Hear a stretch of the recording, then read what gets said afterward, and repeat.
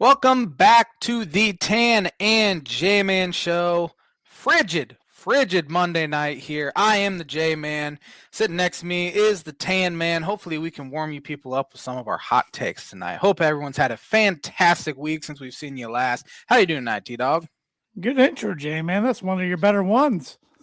Stream of consciousness. That's why I roll these days. Yeah. I like it. I'm doing all right. I had a good sports weekend, but yet a heartbreaking sports weekend. It was really, really strange. We'll get into that later. But I'm also prepared for tonight. Probably be the worst sports night of my life. I've seen my team lose heartbreaking games and stuff, but assuming IU beats Miami, and we'll get into that here momentarily, but assuming they do, I've seen Indiana lose in basketball in 2002 to Maryland, but 10 years old at the time. It didn't, even if Indiana would have won, I don't know how it would affect me then. Saw Notre Dame lose to Alabama, 2012 national championship, and then lose to Ohio State last year. But you would probably much rather see Notre Dame win one than Indiana, right? Yeah, I would. Yeah. I would. But still, Indiana's the only team I'd root for Notre Dame. The only time I'd root for Notre Dame would be against Indiana, like I did last year in the college football playoff. I still really just like them as well. And then there's a large gap between my second and third least favorite college football team. So. Yeah. Who is your third? Well, it was Colorado. But I feel like that kind of waned this year a little bit. I still don't like them, but the media coverage really died down. A 3-9 season will do that to you. So sorry, J-Man, it's probably Illinois right now. That's fair. They're in the Big Ten. They're a Purdue rival. Purdue recruits against them a lot.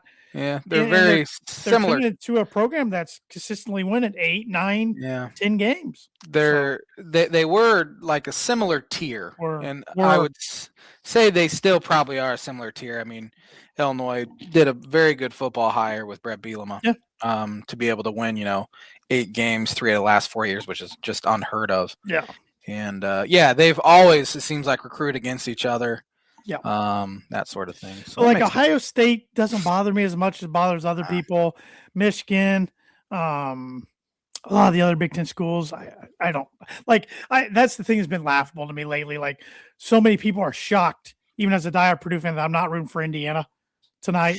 That makes no sense. Like, what good does that do to me as a Purdue fan? They're my team's biggest rival. We play against them every year. We recruit against them every year. Now, we're not winning the recruiting battles, but we still go after a lot of the same recruits, especially in state. Like, what good does it? But they're in the Big Ten. They're a school in the state of Indiana. I could care less. I've never been one, and I know you are in this company too. I've never been one like in the NCAA tournament to root for the Big Ten. I don't care about conference allegiance. I'm sorry. Yeah. I root for my team only, and I hope the rest of the Big Ten loses in the first round. Completely fair. Couldn't care less about conference prestige or anything. That seems like an SEC thing. Yeah, SEC fans kind of root for each other. I will never ever root for a Big Ten team to win a national title besides my own. Yep, nope. I'm right there with you. I'm right there with you. Oh, well, I did root for Ohio State in football last year against Notre Dame. Yeah, that was a little different. Okay. I guess. Unless they're playing like a Notre Dame, but like basketball, there's no way. Like, I don't hate another team. Like, Duke could be in it playing, whoever, and I'd root for Duke. Yeah. Oh, absolutely. I think the only way I would root for another Big Ten team is if they were playing Indiana in the national championship. Yeah. Or I guess I really dislike Michigan State. They're my second least favorite college basketball team. So if anybody outside of Indiana in the Big Ten was playing Michigan State, I'd root for them. I don't see you rooting for Illinois over Michigan State in the national. Yeah, probably not. Probably not because of you. Yeah. So exactly. That's true. Good point. Any of the other ones? Yeah, that's fair. Yeah, but it's let's get right into my birdie or bogey. It involves college football in the national championship. So if Indiana wins tonight, they become a first-time national champion. Who's the last team in college football to win the national championship for their very first time? Oh, man. And I should say This is the AP poll national championship, because for years there was like multi-champions and all that. So, but the main one that's recognized. I have no idea. Birdie or Bogey is brought to you by Jarrety's Place for good cuisine. You can pull it up. I don't have it pulled up. Once again, I'm unprepared. I apologize. Small town vibes, big time flavor. Jarrety's Place serves up fresh breakfast and lunch favorites that keep you coming back for more. Located at 703 Main Street in Rochester, Indiana. And I am not just being biased when I say this. Best lunch spot in Rochester, Indiana. You won't be disappointed with whatever you get. Great sandwiches, great soups. If you're a coffee fan, they got tons of different coffee. They still have jet teas, because I used to get a jet tea there. They do have jet teas. It's pretty much a smoothie. Yep. They got smoothies too, smoothies and jet teas. So, yeah, you can't go wrong. Even myself, I'm a pretty consistent guy with what I eat. I like one or two things at a restaurant, go to it. Jarrety's, I got a rotation about 4 or 5 different sandwiches I work at. Yeah. So whatever I'm feeling that day. If I want a barbecue chicken melt, I get barbecue chicken melt. If I want a Philly, I get a Philly. If I want a club, I get a club. They still have the pepperoni bread on there. I believe so. Oh man, that was good stuff too. It's a good appetizer. Yep. Yeah, definitely. And they got good soups. They got loaded baked potato soup every day. The other soups, there's a different soup each day. So yeah, go check them out. 703 Main Street, Rochester, Indiana. You will not be disappointed. And good breakfast as well. They just don't serve breakfast every day. Fridays and Saturdays, good breakfast as well.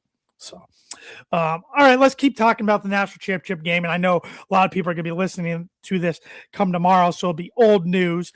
But Indiana against Miami in Miami's backyard tonight, Hard Rock Stadium. Indiana's a 7.5-point favorite. Don't feel like that's enough, in my opinion.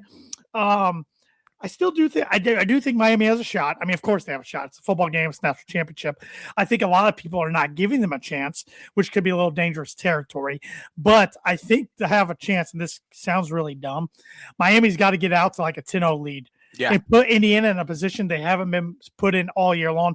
Indiana's barely trailed, let alone trailed by double digits at any point this season. So if they do that, maybe they got a chance. But in the end, I think Indiana will be too much for them. And I'll throw out a prediction. Indiana wins. I'll go 34-24, closer than the other games they've been in, but they still win by double digits. Indiana has the largest average of victory ever in college football. It's 34 points. Even that 2019, that legendary 2019 LSU team that killed everyone, their average margin of victory is 26 points per game.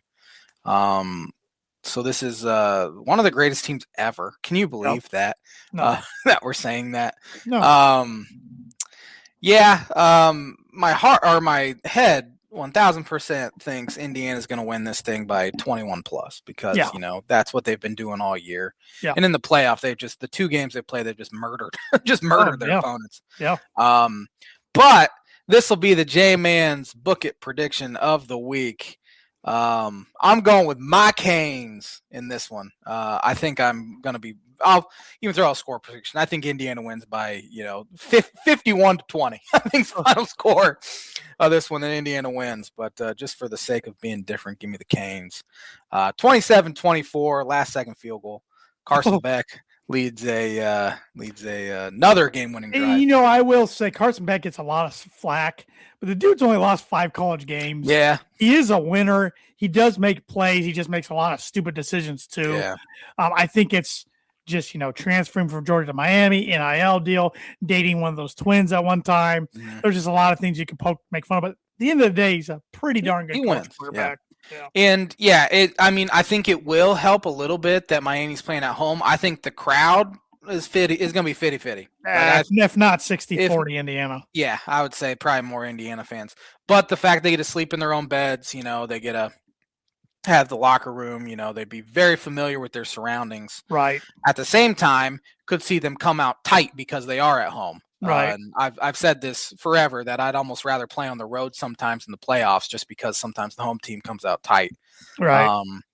I think Indiana wins. But again, Canes, my book prediction of the week. J-Man's Book It prediction of the week brought to you by Travis Wottring, insurance agency for life, home, auto, business, renters, workers' comp, farm insurance. Contact Travis 219-869-4561. I wonder who he's rooting for as a Notre Dame football fan. As you've said, you've seen some Notre Dame football fans that have kind of jumped on the Indiana bandwagon. That's Way kind of too many. it's kind of annoyed us all. Way too many. I honestly don't know. I haven't seen much on I don't have my social phone on media. me. I was gonna send him a text, but I don't have my phone's Um, downstairs. I just don't know. I haven't seen him say anything about Indiana football on like Twitter or anything like that. Maybe he has. I don't think he has, but I don't either. I do know one of my old coworkers from years ago, big Notre Dame fan, big football and basketball. I believe he's down at the game and wearing Miami stuff. So yeah, so I laughed at that. But I have laughed at the amount of. And I'm not trying to take shots here. I'm really not. I'm just saying what I've seen.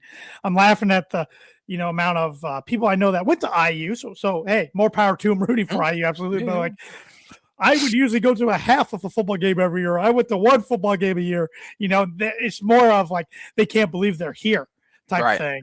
And yeah, it is pretty incredible. But like I said last week, I do respect the diehards that have been through a lot of really bad times with Indiana football and are now getting to see this unbelievable moment happen and this unbelievable run. But it's the ones like, the Notre Dame football fans who are Notre Dame football, IU basketball, but all of a sudden also IU football. No. Pick a lane. Yeah. Like who'd you root for last year when Notre Dame and IU played? Exactly. The answer. That's your team. That should be your team. That's your team. Now, and again, I can obviously see Notre Dame fans pulling for Indiana, and 100%, sure. But like, sure, throwing on a shirt and going to the game, or even like openly rooting for them. That's where it kind of rubs me wrong. And I think I mentioned this last week. I know some Notre Dame fans who are mad about it all because, for one, they still think they should have been in the playoff, which they should have been, and then two, they're like, we're supposed to be the football school in the state, and we haven't won a title since 1988, and like Indiana's going to start recruiting against us for some of these elite recruits, and things like that. So it's interesting to see the take, but it is incredible with what Signetti's done and Mendoza. And I saw a picture just a little bit ago on X. Mark Davis is on the sidelines. The Raiders, Mark Davis is on the sidelines watching Mendoza. So he's most likely going to be the Raiders' #1 pick, I would think. Yeah. And especially with the Dante Moore news coming out that he's coming back, I think it's for this sure. This quarterback class is terrible. It's terrible. That's a bad year to need one. I fully expect Brian Flores to be the Raiders' next head coach. That fits well. I've seen that put out there a lot, so that's why I'm going with that. But we'll see tonight. But I think one thing that makes me mad as a Purdue fan, not only that my arch rival's like in this, but the media coverage for this game around the state in like the selling of shirts and everything. I didn't see this 2 years ago when Purdue was in the national title for basketball. Yeah. I don't know if it's because Final Four of the national championships like boom, boom, or if football is just a bigger deal. But I mean, this is supposed to be a basketball state, and this wasn't even close. Or if it's, Purdue's had a good basketball program for a decade, so it wasn't that big a shock that they finally made it. Or, I didn't see for Notre Dame last year when they played Ohio State, but like,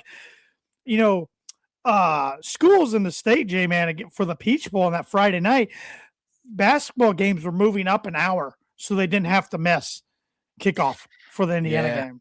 I think it's amazing. The reality of the situation is I think it is an IU state. Yeah. That is what it is. Especially south of Indianapolis, it's all IU. That's half the state right there, Yeah, right. And yet a lot of the factors probably played a role as to why Purdue didn't get that. I mean, they got good coverage, I'm sure, but they did. But it's not like this is unbelievable on the news every night, like it's leading. Yeah, and I think probably the biggest thing is obviously there's a quick turnaround because it's an NCAA tournament. You got to win 6 games in 3 weeks. Yeah. That had something to do with it, but also the fact that Purdue's been good at basketball for a long time, and Indiana comes from worst program in the FBS to national title game in 2 years, essentially. Yeah, I think that's probably the biggest factor in that. Good point, and it'll be interesting if Purdue's lucky enough to make the Final Four this year, with it being in Indianapolis, what the coverage would be like. But but we'll see. I don't know, but it's Either way, my nightmare finally ends tonight, one way or the other. So I'm just ready to get it over with. That's a good silver lining. At least it'll be over. There's a very small handful of people that I'll be very, very happy for should Indiana win. Well, then nobody's been rubbing it in my face. I've been pretty good about it. Like my employer, the last 2 Fridays has let people wear IU or cream and crimson. We couldn't wear any other colleges or anything, but if you wanted to wear, so I did not participate because I only I honest God have one red shirt, and it's a shirt of my employer, and the only reason I have it is it was our employee shirt for the year that year, and I had to wear it to certain events, and I haven't worn it since. So I have not partaken in that, but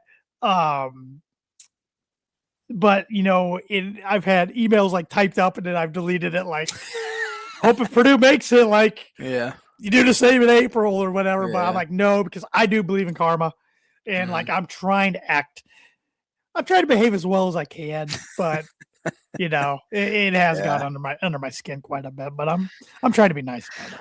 I'm very happy I don't live in the state now. I mean, this would be like Northwestern basketball making a run. I think that, or something for you. I don't know. With the Chicagoland though is I never hear them say anything about college athletics. It's all Bears, Blackhawks, Bulls. Probably would Notre Dame football, I guess. Maybe I didn't. It could just be my work. It's all professional sports. They don't say anything about college sports, which is kind of nice. I could just kind of fly in under the radar a little bit. But So we'll see. It's I'll probably tune in for a little bit, but I don't know. Part of me thought about honestly not turning on unless I saw Miami was up. Because I'm with you. I've got through like half the Peach Bowl and the Rose Bowl and turned it off. So well, I've been telling myself for weeks Indiana's win it all, like just trying to get my mind ready, but I still can't wrap my mind around it. It still doesn't feel real. It's been easy to turn off the Peach Bowl and the Rose Bowl because they were up so big at halftime. Exactly. So hopefully tonight it's a better game at least. It'll be at least more entertaining to tune into. But I honestly think it'd be a win for Miami if they keep it within 10 by halftime with the way Indiana has been playing. Now, Signetti had a quote, and I'm paraphrasing because I don't know the exact wording he used, but he said something like, the guys have been like a little too like happy to be here, and we need to like laser in on winning this thing or something like that because they said I'm sick of seeing the selfies and I'm sick of seeing all that stuff. I need them to. So we know he won't smile during the game. Yeah, he won't smile after the game. Let's be honest. He'll be like, man, I got to win one next year. Yeah. Got to get ready for spring ball. And that's the thing. I mean, they'll be ranked at least top 10, if not top 5, maybe number 1. Start the year next year. I think he's building a program. So it stinks. Is what it is. So we'll see. You want to get educated? I do always. Just learn about some sporting events that have happened on this day on January 19th, which happy MLK Day to everybody out there, by the way. Let's see here.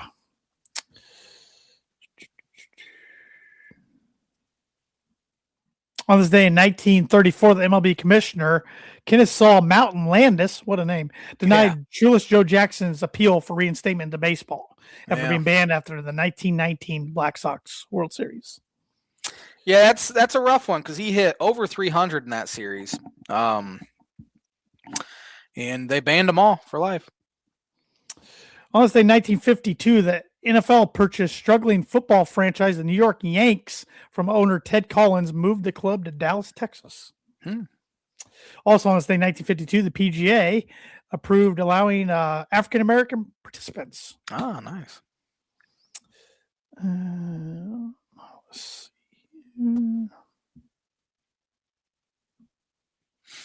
On this day, 1969, the 8th AFL All-Star Game was played.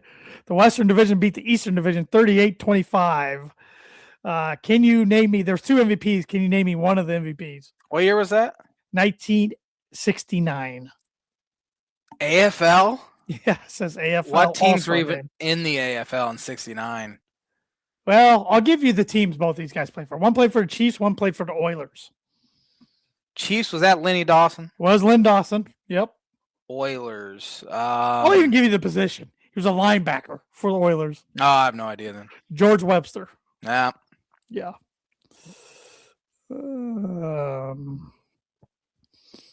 On this day, 1972, Sandy Koufax, Yogi Berra, and Early Wynn were elected to the Baseball Hall of Fame.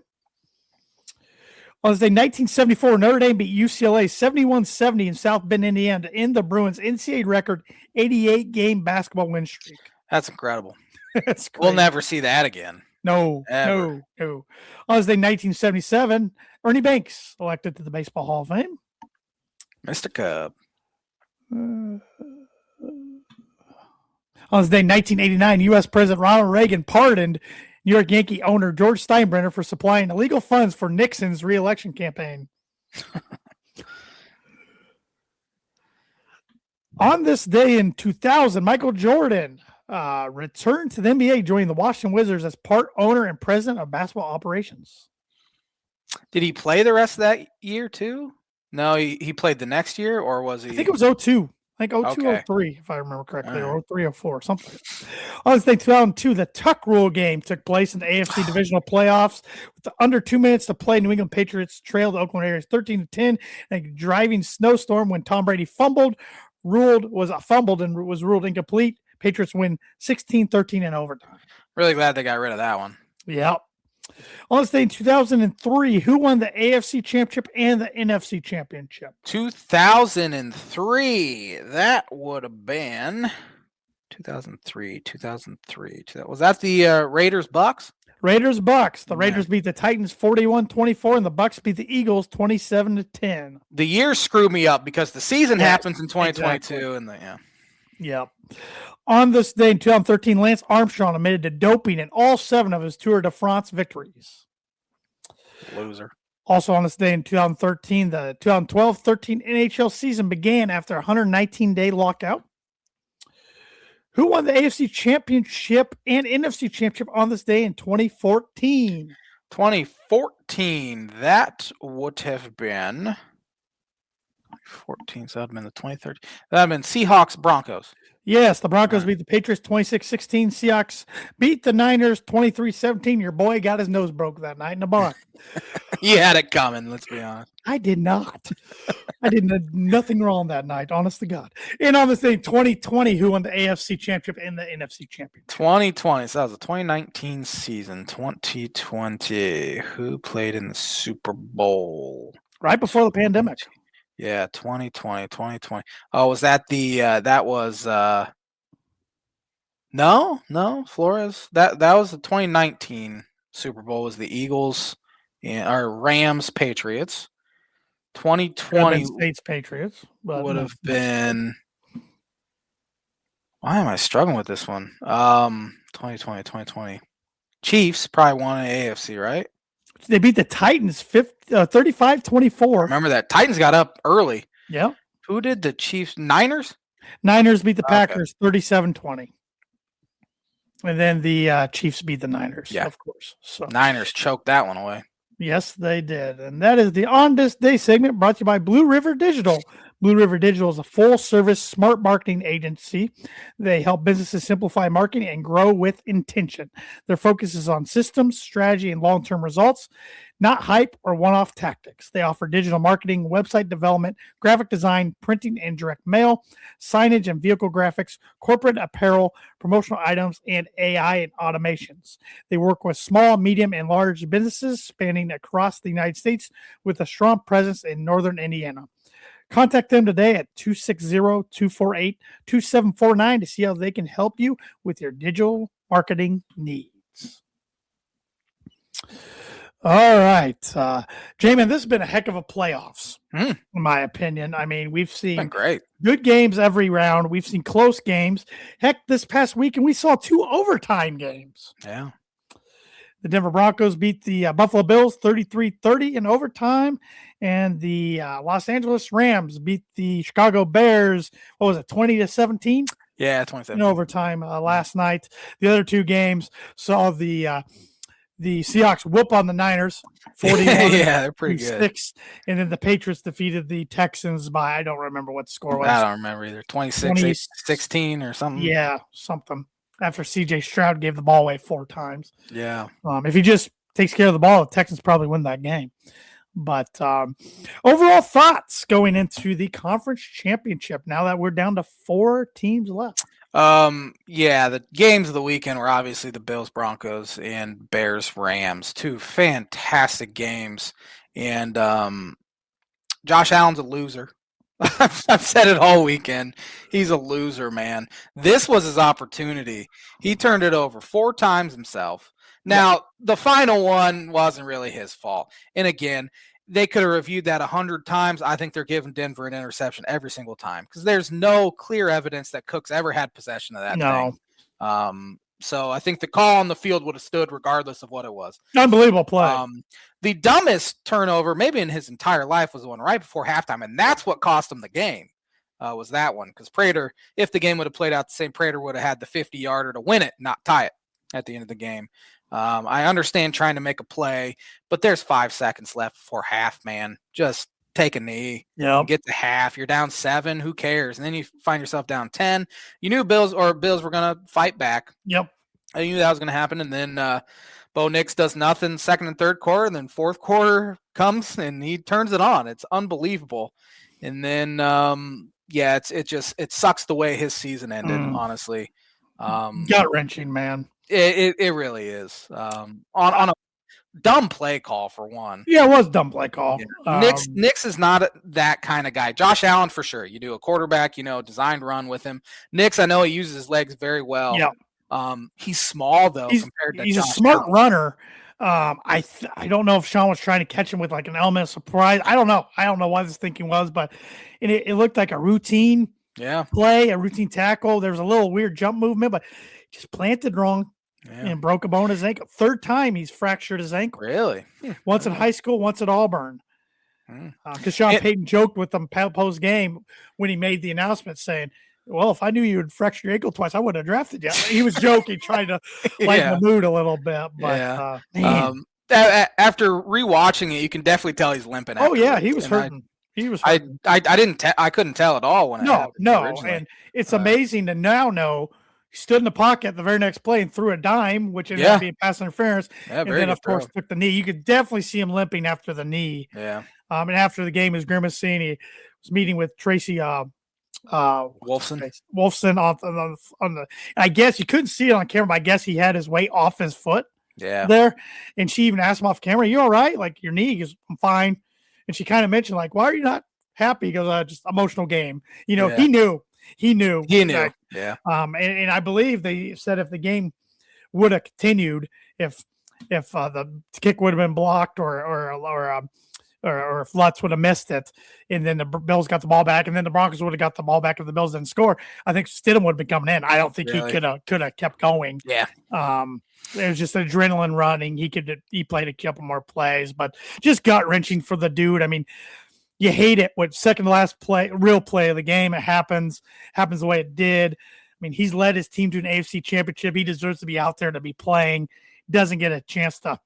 It's just very similar to what happened. I mean, Carson Wentz injury with the Eagles happened during the regular season, but at the end of the year, but very similar situation where he didn't get to finish off the season with this team. Now Nick Foles went on an unbelievable run. How to do that? I don't know. Yeah. I will say Stidham has 3 years experience in the system. Hadn't thrown a pass though since 2023 in a legit game, a non-preseason game, but he knows the system, has a strong arm. If he plays clean football and Denver's defense plays good, maybe they're able to win the game. I'm not saying the season's over. You can't. They still got hope. They're still playing at home for an AFC championship. I'd still rather have a chance, even with a backup quarterback, than be sitting where the Bills are right now.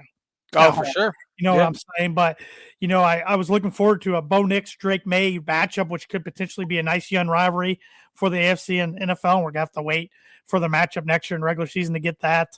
But I do think Bo Nix answered a lot of questions to a lot of people that were questioning him or the naysayers. I do think he's their future franchise quarterback. I've thought that for a while, but I think he shut a lot of people up Saturday. Hopefully he's ready for the start of the season. I think he will be with a fractured ankle. I don't know. Yeah, he should be. But man, I don't know if I've ever experienced, actually, I don't think I've ever experienced a emotional high from a win and an hour later going to a low. Yeah. I didn't see all of our group messages at the time, My wife and I went to a new ice cream place in Fort Wayne. She had mentioned it earlier in the day, and I was like, well, if the Broncos win, maybe we'll go get ice cream. We went there, good place, but we felt old. There was definitely a high school hangout. Yeah, a lot of high schoolers in there. So we get that. And I get back in the car, and I had been listening to post game, so post game comes right on, and they're like, "Yeah, we're going to take you down." Sean Payton just had because I had listened to his original press conference. It was over earlier. He came back in later on and had another one for a minute, and they played it down there, and that's when he let everybody know what happened. I'm like, what? And then I opened up my phone and saw the text messages and just was floored by it. I hadn't seen it anywhere. My dad texted me. He had a friend tell him that Bo Nix was out, and I just thought, oh, it's fake news. You know, right. AI or something. And then I saw it flash across my phone because I couldn't believe it because he was just out there. Yeah. You know, I just couldn't believe it just an hour after a game. But yeah, I mean, Stidham, he's a very capable backup. Yep. And it honestly might help New England a little bit. They don't have any tape on him. So maybe he can shock the world. Although he did play for New England, didn't he? He got drafted by New England. And here's the thing that makes me nervous. That son of a gun, Josh McDaniels, who's their offensive coordinator again, was the head coach in Vegas when Stidham started a game or two in Vegas. So he knows some of the tactics, because Stidham played very well in Vegas that one start against San Francisco. I do remember that, yeah. So he knows probably how to attack him a little bit. But Sean also knows that they know that. So we'll see what the game plan is. One thing to watch is the Broncos activated off the IR today, J.K. Dobbins. He's been out since October. He was 5th in the league in rushing when he got hurt. Not sure he's going to play Sunday. I thought Harvey was fantastic on Sunday. He's great at receiving. Yeah. Not the best running, but he does okay. But if you can get Dobbins back and get that 1-2 punch with him and Harvey, that would help. But I don't know if Dobbins will play Sunday, but he's activated to practice. So, but I mean, if he could play, that could be a big boost. But we will see. The spread's up to 5.5 in favor of New England, and New England fans are being very cocky. As I understand, if I was on there, I probably would. It's not fair that they go from Tom Brady and now they have Drake May and they're favored in AFC Championship again after just having Mike Vrabel than three. He's a fantastic head coach and maybe the best pound for pound head coach in the NFL. And the Titans are stupid for firing him back in the day. I fully anticipate it being a very good game. Obviously, Denver's defense fantastic. They forced 5 turnovers the other day, and they needed every single one of them too. They're going to need to do that again on Sunday. That's one thing that's made me mad about this defense. Like everybody for a long time wanted to compare them to that 2015 Broncos defense. I'm like, 2015 Broncos defense forced turnovers all the time. This defense doesn't. They finally did the other day. Yeah. Maybe they'll do the same Sunday. I think the biggest turnover of the game was forcing a James Cook fumble. Yes. In about I think it was into first quarter ish because I think Bills go down and score. It's 14-3. They might just blow them out, and that just completely changed the complexion of the first half. I agree. So because that was on a first down too, I believe. Yep. Singleton popped it out, and Ufunga jumped on it. Yeah. And you were talking earlier. This is when I knew it was going to be a dogfight in the second half. Nick Bonito strip sacked Josh Allen, but the Broncos only got a field goal out of it to go up 13. They get up 17. I don't know if Buffalo catches up and forces overtime. Yeah. I think the reaction to Josh Allen has been pathetic. They've treated him like a cancer patient. I like the guy, but my gosh. He's a likable guy. I mean, the NFL accounts said you got to feel sorry for Josh Allen. I don't feel bad for him. What are we doing here? He turned it over 4 times. Yes. He missed Dawson Knox wide open with 10 seconds left. That would have won him the game. He airmailed him. And he had some pressure in his face, and that probably forced an overthrow. So I'll give Denver credit there. But he missed him. Of course, he bounced that one to what's his face on third down. Yeah, Shakir on third down, and he might have scored honestly, and then they had to kick a field goal instead. So he's a loser. He's done nothing. I mean, he gets there. Congrats. He loses in the playoffs, and he is Lamar Jackson, but people don't say that about him.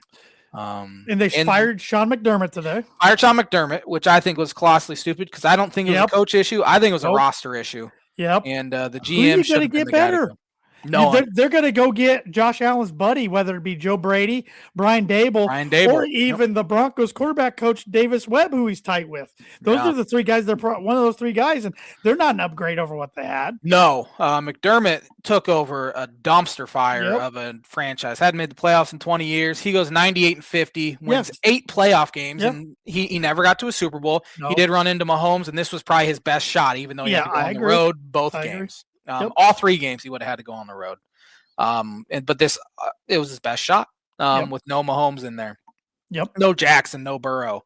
And he couldn't get it done. So I understand wanting a change of scenery, but it should have been the general manager. He's the one that put the roster together. Allen had no one to throw the ball. No weapons. His receivers were garbage. And a lot of them got hurt, but still they were garbage. They were still bad. Shakir's a good slot guy. Brandon Cooks has been solid for a long time, but the fact that he's your best guy says something. At this stage. But Caden Knox are solid tight ends. You got a solid run game. I mean, all that helps, but you got an elite quarterback, or elite for today's standards. And you got to give him something. Keon Coleman's been a bust for him. He's terrible. And that hurts. But again, that's the GM picking him. They're panicking. They're panicking. They know the window's shutting, if not shut, and they're like, we gotta get him who he wants, type thing, and we'll see how it turns out. But another open. That's 10. But one closed today. Your Miami Dolphins. Yeah, hired Jeff Hafley, defensive coordinator of the Green Bay Packers.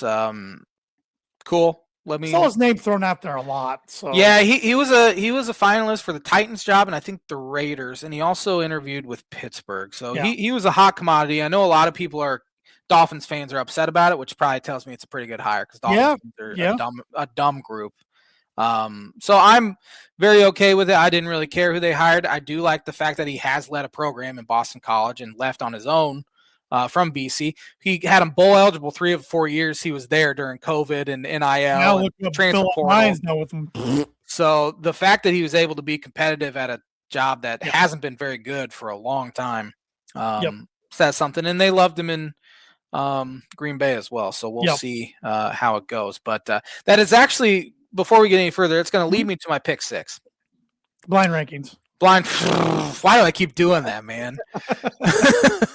My blind rankings. So I have 5 jobs here that have opened this offseason. One's been filled, but I want you to rank these jobs 1 through 5. Put all your biases aside, 1 through 5, on where you would, what job you think is the most promising going forward. Okay, with their current roster, to win, patience, all that. Okay, right. Starting with the Tennessee Titans. I'm going 5. I think it's the worst job. Okay. They have not proved they'll be patient with people. I'm not a believer in Cam Ward yet. No, I don't think the roster's good. They just don't have a good culture. So I'm putting them at 5. They have a bad owner too. Yeah. He doesn't pay. He's not patient with him. I mean, they, like you said, they fired Vrabel. He led them to AFC Championship without much. I mean, they've never had a sustainable quarterback. I don't forget they're a team, but I forget they're a team. Yeah. Because they're irrelevant. 5. Number 2 here, Vegas Raiders. Knew that was coming. Can't stand them, but I'm putting them at 3. A lot of money. You got Tom Brady in the fold there now with Mark Davis. Got to think he's a smart guy. Tough division though. They will be patient. Sometimes they've had tons of head coaches though. Fan base is loyal. I'm putting them at 3. There's worse shots out there. Arizona Cardinals. Oh God, I don't know which ones. Those other ones you're gonna throw at me. I put Cardinals 4. Kind of another irrelevant franchise. I mean, I know they went to the Super Bowl back in the day with Wisenhunt and or that wasn't Wisenhunt. It was that his name? Wisenhunt? Ken Wisenhunt? Yeah, okay. And Kurt Warner. I think Wisenhunt was their head coach then. Yeah, that's his name. I don't know why it came out fast and I was second guessing myself. But I mean, Jonathan Gannon only got 2 years. Now he should have been fired, but he only got 2 years. I don't know what they're going to do. A quarterback there. Their roster's pretty bleak right now. So, 4. Yeah, they have arguably the best tight end in the league and Trey McBride. Marvin Harrison Jr. has been kind of a bust so Kind of. far. Yeah. Quarterback position, they're probably going to get rid of Kyler Murray. Jacoby Yeah. Brissett obviously isn't going to be your starter going forward, maybe for one more year, but Yeah. not your future. So yeah, 4 is probably fair. Cleveland Browns. I got 1 or 2 left. I'm putting them at 2. Yeah. They will be patient with you. I mean, Kevin Stefanski, good hire, by the way. By the Yes. Falcons. I think he's a good coach, but he got many years there. He did lead them to playoffs. Weird situation there with Shadir, though. You got to figure that out if you want him to be your guy or not. But got a good defense. Got the best defense player in the league, Myles Garrett, at least at his position. Passionate fan base. Passionate city. Yeah, I'm good with 2. Last one here, New York Giants. Yeah, I'm good with number 1. Yeah. Of course, they filled that with Harbaugh. Jackson Dart, Cam Scatterboo, got some pieces, got a pretty good defense. Division that's tough but winnable. He'll have them in the. I don't know if he'll have them in the mix next year, but within 5 years they'll be definitely, I think, consistently in the mix to win the NFC East within the next 5 years. Yeah, I think Jackson Dart's definitely a quarterback you can build around, and they have some talent there. I did read in his contract that he is going to be reporting directly to the owner, John Harbaugh, is not to their general manager. So that'll Probably be smart. An interesting wrinkle because I think Joe Shane's going to get fired. He probably should have been fired this year, but next year alone. Yep. So it'll be interesting to see Harbaugh on the NFC side instead of the AFC. Yeah. I think it's a good fit there, though. Yep. They have some young pieces. They just need a good head coach put together.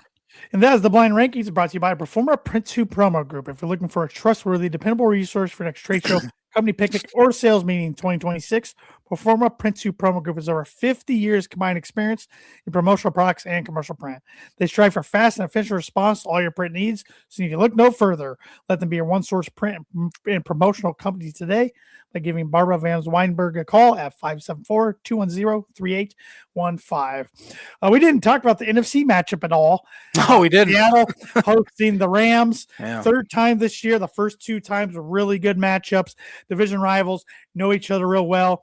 Seattle is without one of their running backs towards ACL. Yep. But Kenneth Walker ran like a madman the other night. If he does that, they don't need another running back. Sam Darnold playing mistake-free right now. That's what he's got to do, especially with a hurt oblique because you don't want Drew Lock to have to come in there. Interesting matchup here. You got a solid overall team with Seattle.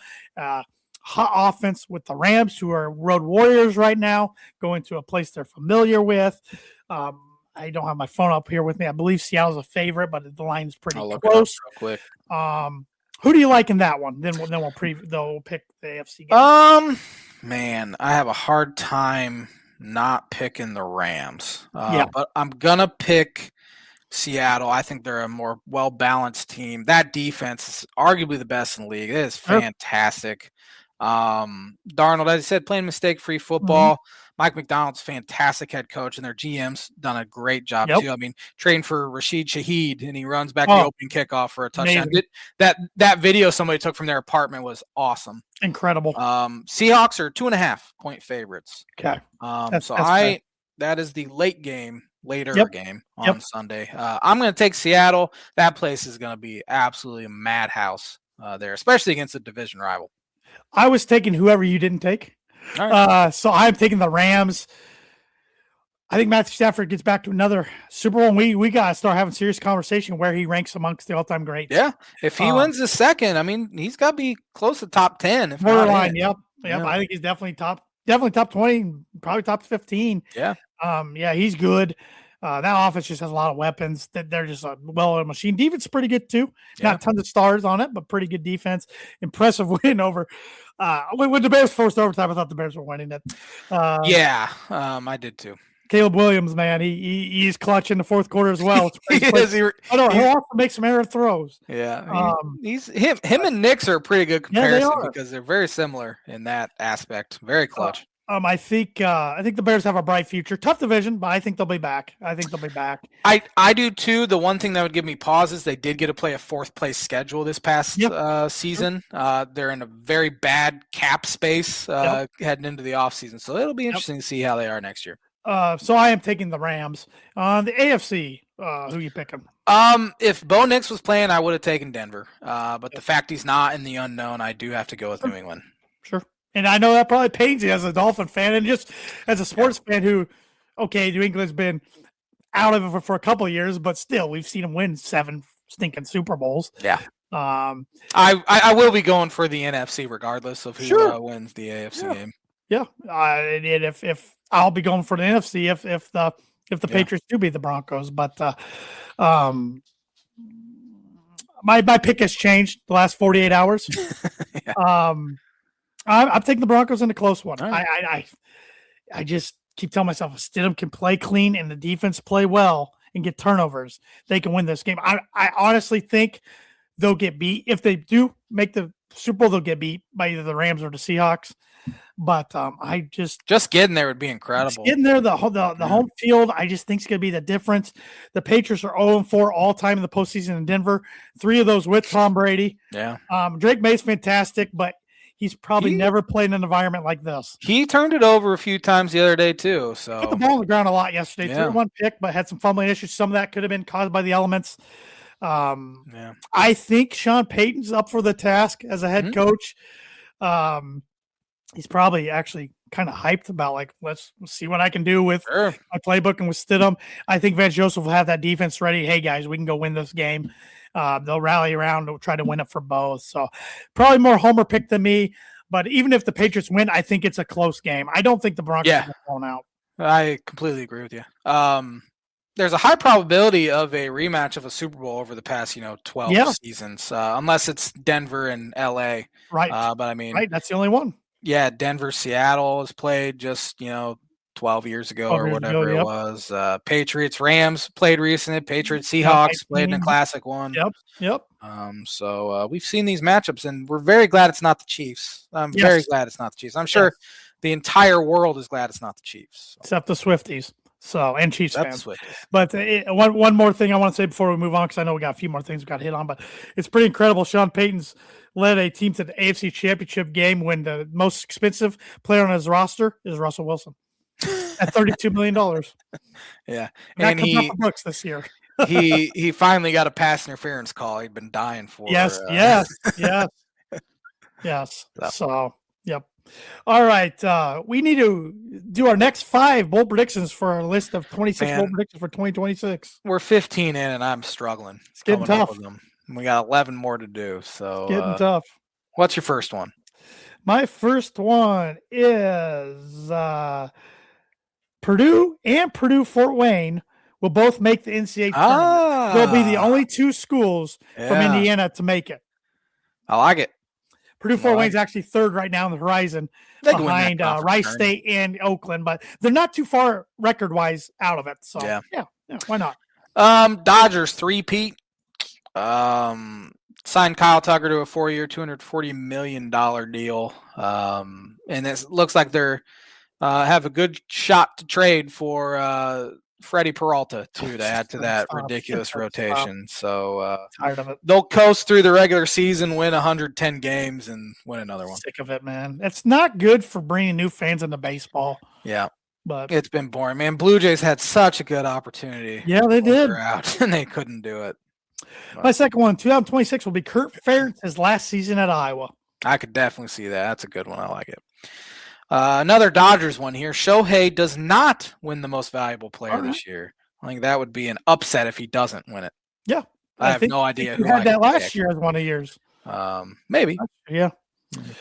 Virginia Tech will make the college football playoff. I like what James Franklin's doing. Yeah, I think old Jimothy is I think it's a very good fit there in Blacksburg. The Pittsburgh Steelers, we didn't even talk about this. Mike Tomlin stepped down. The Pittsburgh Steelers. It's probably a good parting of ways. Yeah. I think Steelers are going to hire Mike McCarthy, and Rodgers will come back for one more go around. Interesting. Yeah. Okay. That's bold. I like that. The Detroit Pistons will win the NBA Finals. I almost had that on there because they have the 1 seed right now in the East. Second best record behind Oklahoma City for the league. I almost put that on there. It was a long rebuild for them, but it's worked. Seattle Seahawks will win the Super Bowl this year. Yeah, they got one. I was going to say that's less bold than a lot of other ones. But, we're 25% of these, so and this one's seems to always be on my list or some variation of this. Ricky Fowler will win a tournament in 2026. Like the way he finished his 2025 season. So it used to be Ricky Fowler will win a major. Yeah, we're scaling back. They'll win one tournament. Let's just win a tournament. Pump the brakes. My last one here is about college basketball and Big Ten for that fact. But, all the talk, which rightfully so in the Big Ten, has been about Nebraska. Yes. They're 18-0. First team to start 18-0 since the 2011 Ohio State team, and only the third time this century for a Big Ten team to start 18-0, Illinois in 04-05. I think Nebraska would be 12 to 15-point underdogs against both of those teams because, as I said, I do not believe in Nebraska. They've never won an NCAA tourney game, and I think that streak continues, even if they get a 1 seed, which I don't think they'll get a 1 seed. They have a hard February coming up. They haven't played Purdue yet, haven't played Michigan yet, still have to play Illinois again. I don't know about Michigan State. I know they beat them earlier. I don't know if they play them twice. Right. But good story. I think they're a very good basketball team. I don't think they're a top 10 team in the country. Sure. They're what they're doing, rightfully so. It's kind of overshadowed what Michigan's done or what Purdue's doing, only having 1 loss and all that. But again, very good basketball team. I just don't think they're second weekend caliber. I like it. It's bold and I like it because I could definitely see that coming true. So Big Ten hoops, we're really starting to get in the thick of it. Really starting to get some good matchups. Purdue went 2-0 this past week. Had a grinded out game against Iowa at home, but honestly, I loved it the way it played out. I liked them getting tested like that. Tested twice this week. Yeah. Well, I can't speak on the game on Saturday. I watched 3 minutes of it. Yeah. I was score checking on my phone. I was already stressed enough watching the Broncos. I'm like, and I'm looking for, it's too close to even try to pay attention to that. I don't want more stress. Like, I probably won't survive it. But they grinded out 2 wins at UCLA tomorrow night at 10 o'clock. A big one against your number 11 Illini at 3 o'clock on Fox on Saturday. So just keep stacking wins. That's all I care about. Stay healthy, keep stacking wins. Yeah, definitely. That's probably going to be to date the most hyped Big Ten matchup. I would think so. Purdue and Illinois, and they've played 2. Really, the past 4 times have been very, very close battles. Yeah. Especially in Mackey, 2 games. I think, as I think I said last week, Purdue got up, 15-20 in the first half. Now, chip away to the point. A couple of years ago, I think it was the Matt Meyer year, they came back and even took the lead in the second half after being down 20, and then Purdue ended up finding a way to win. And then 1 year was 2 years ago, when I think it was a top 10 matchup. They were without Shannon, and they got down big. But Domas, I was at that game. Students were on break. Yeah. Domas got hot in the second half, and next thing you know, it's a 3-point game with 10 seconds left, sort of thing. Yep. So I'm anticipating it being a very good game. Yeah. I was at the Illinois game on Saturday, and students. I watched a chunk of that game. Students were not there, and the atmosphere is vastly. It was pretty dead on TV. Vastly different. Yeah. I went to a CBS game last year when they played Ohio State at home, and it was rocking. And with no students, it's just a very different atmosphere. And they're playing Minnesota, they should beat, and they did. Even though it was tied with about 11 minutes left, I never felt overly threatened. That was like me with Iowa when Purdue was down 9 one point. Like, my group message was freaking out. My mom was texting me that my dad's freaking out. I'm like, there's plenty of game left. Like, that's where with Braden Smith, Trey Covenant, and Fletcher Lawyer, that experience, I don't get nervous when they're down. I'm like, they've been through it all. They'll find a way to get through it, and they did. Right. Like, even when Purdue, 22-8 in the first 10 minutes the other day. I raised my eyebrows. I'm like, oh crap! Yeah. But I was like, Purdue's gonna win by 15. They closed it. They closed it fast. So they won by 5. That was Purdue West. Purdue had more fans there than USC. That's crazy.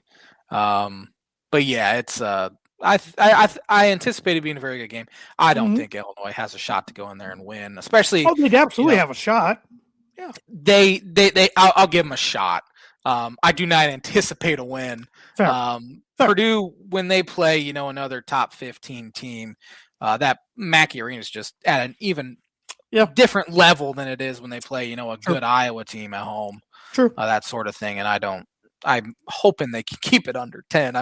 It's a defeatist attitude, but I don't want to be like, man, I feel really good about this Illinois team, and then bam, they lose by 25 at Mackey. Yeah. Sort of thing. But they have Maryland at home earlier in the week on Wednesday, and I assume they'll be able to. Those pesky Terps, though, they give Illinois problems. They have, and it doesn't matter who the coach is. Mark Sturgeon gave them problems.